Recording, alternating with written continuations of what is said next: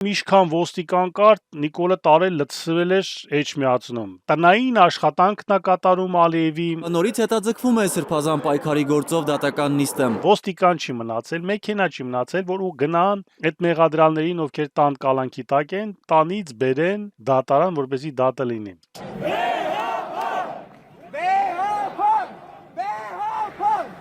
Քեֆս բերում է, բայց էլի եմ ասում, Նիկոլին մի աշկով պետք չի նայել։ Սենց կանվոյով, թիկնապաներով բերեցին, որ հանկարծ մի բան չլնի իրանց հետները։ Եկել էին ինչ-որ բան էին ուզում, այդ գրամկա գավարիցելով խոսան, ասեն, բայց ժողովուրդը ոչ լսում էր, ոչ բան։ 10 եպիսկոպոսների աջակիցները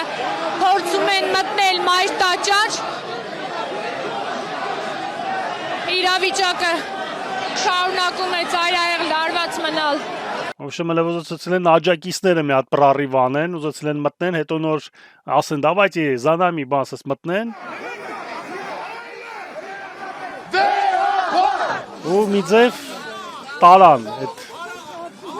10 եպիսկոպոսներին, մի ձև լցրեցին գազելը ու давайте շշուտ։ Եկան, քակ մեջ արեցին ու գնում են։ Ինչեր պետք է շոուն, որ կազմակերպեցիք, հետո էլ վերջում էլ սես նստակ թռակ, ձեր հետևից էլ այդ մարդիկ վատացան, մարդկանց բռնեցին տարան։ Շտապակցություն կանչեք։ Այսա ձեր արասների հետևակն է, պարոն ոստիկան։ Ձեր արասների հետևակն է, որովհետև ձեր թաքնված ոստիկանները, այո, ձեր թաքնված ոստիկանները,